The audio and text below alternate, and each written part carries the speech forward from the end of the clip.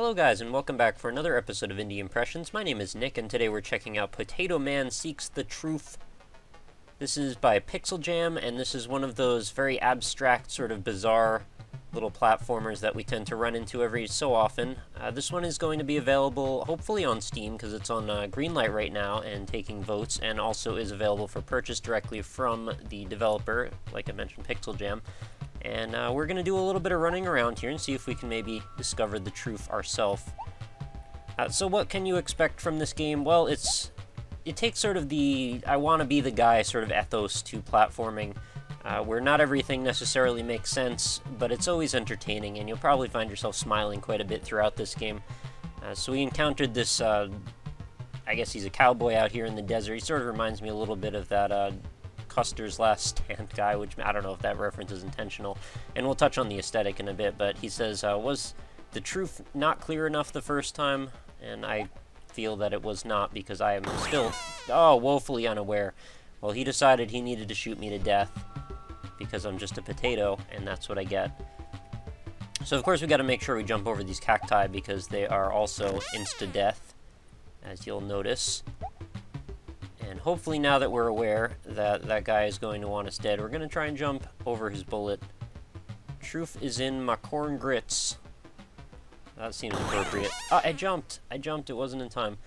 Alright, so I have seen people play this game before, and I do have to admit this is one of those very experiential platformers that once you've seen people go through it, you might have some of the surprises a little bit spoiled for you, and thankfully, though, it was such a long time ago, I've actually forgotten pretty much all. And check out his little idle animation, too. And we've got some little dust balls rolling by. Tumbleweeds. Get in my breakfast, he says. I am not getting in there. Alright, he is not successful that time. I feel like one of these cacti is going to raise up and kill me. It's that one. Get him. Oh, that was a poor jump. So we're just going to keep banging away at this level and see if we can get a little further. So let's talk about the look of Potatoman. Well, you may have seen games like this 100,000 times. In fact, I've heard quite a few people bemoan the fact that they're just tired of, like, pixel graphics in their indie games. I completely disagree. I'm not tired at all of it. I actually find it, in a way, refreshing as long as it's done tastefully, and I feel like in this game it actually was. There are certain games where you feel like a lot of times the developer, they actually used these because they didn't have the resources, this style of graphics, I should say. Oh, what is this? The truth hurts, turn back before it's too late. Alright, but in this case, as far as the graphics go, I don't feel like this was, like, the best they could do. I feel like this was a conscious decision. And I think, in a way, it actually makes the whole thing quite charming. And when you put that with the nice music in the background, I think it all makes perfect sense. Oh, exploding cacti there. I think each one of these is going to do something different. No, maybe that one is safe. Alright, I gotta walk under all of these. Oh, that one wants to mess with me. So it's got this whole, like, Atari 2600 vibe, which, seems fine to me. I mean, it's one of those selective Atari things where it seems like parts of it look like it's from Atari, but other parts seem like it's from a Nintendo game. Like, it's mixed, like, 4-bit and 8-bit together. If you still seek the truth, it can be found in the darkness of the forest. So, I mean, Potatoman here, he's looking for enlightenment, I guess. He's doing everything he can.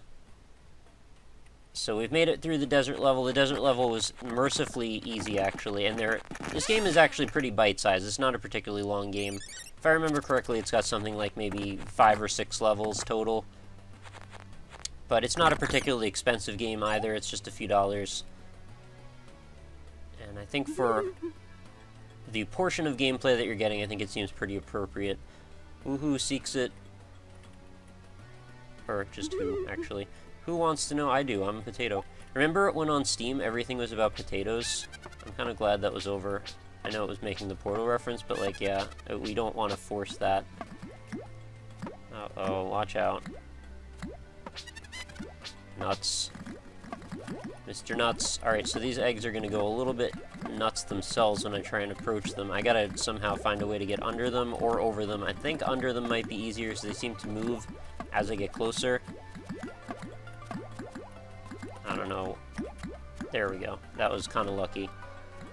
I don't think there's checkpoints. I feel like there are probably not. Oh, jeez. This is going to be hectic. Oh, I think a bunch of the eggs actually got out of the way when those birds popped out of them. Oh, geez. I don't know why I decided to run into the middle of that. Oh, I guess there is a checkpoint. Okay, well, question answered. I'm going to very aggressively be dodging eggs for the moment. Oh, wow. I managed to make it out of that, surprisingly. Jeez, they're popping off like popcorn. I can't believe I lived through that, actually. That was pretty incredible.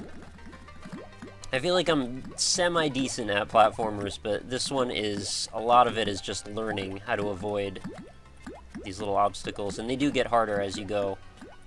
And there is actually a bit of a twist at the end, which I'm not going to spoil for you, but it definitely turns the formula of, you know, walk to the right and avoid stuff on its head a bit.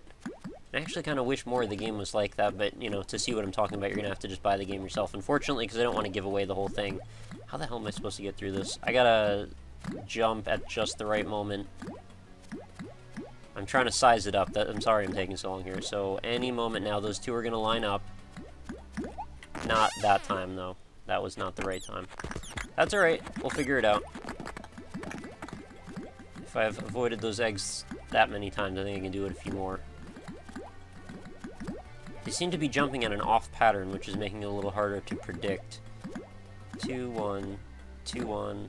That was actually the right moment right there. So I just gotta wait for them to both line up, which is now. And I guess I can actually crush the top of that. Oh, geez, we got super banana bombs. Truth is not bananas, monkey.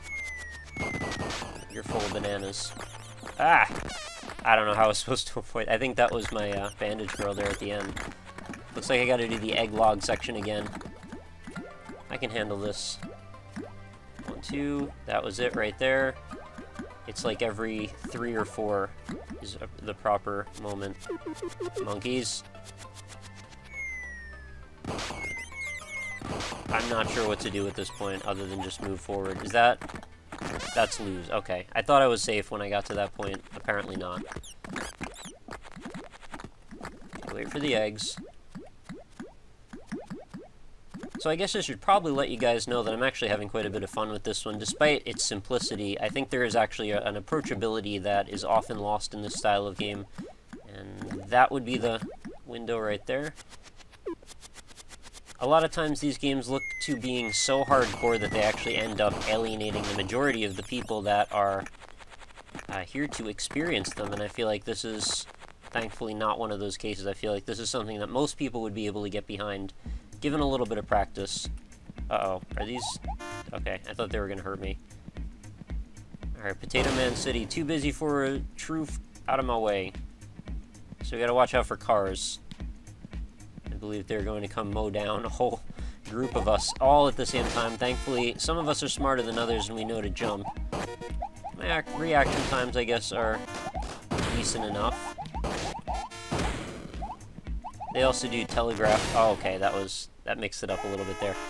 They blare their horns, which makes it a little easier to tell. Not sure how I lived through that, but I did. Oh, geez.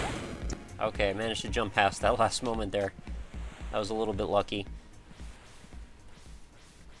So if I have any complaints, it's not really to do with the graphics, it's not to do with the music, it's not to do with the controls. It's just really, I would like more of this game.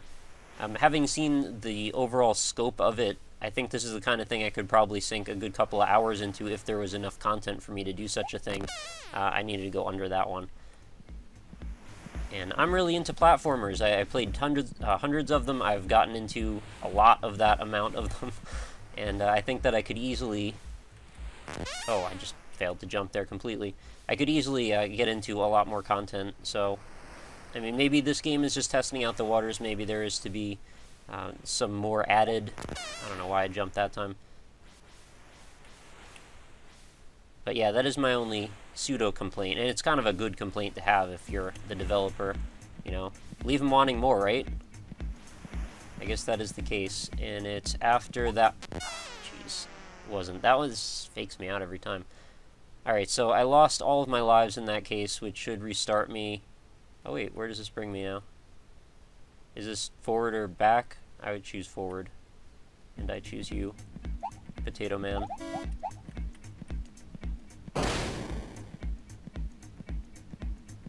So if I get stuck again on the sharks, I guess we'll wrap this one up, because this is the majority of what you can expect from Potatoman Seeks the Troof. Also, check out the trailer for this if you get a minute. It's very high production value, and it's actually very entertaining.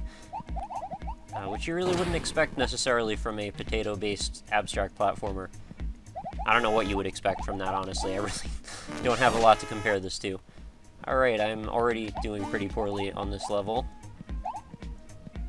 The cars seem a lot more unpredictable than they did the first time through. So, like, turning around in mid-movement. Are they slightly randomized? Because I feel like there's more of them this time. I don't know, maybe I'm mistaken.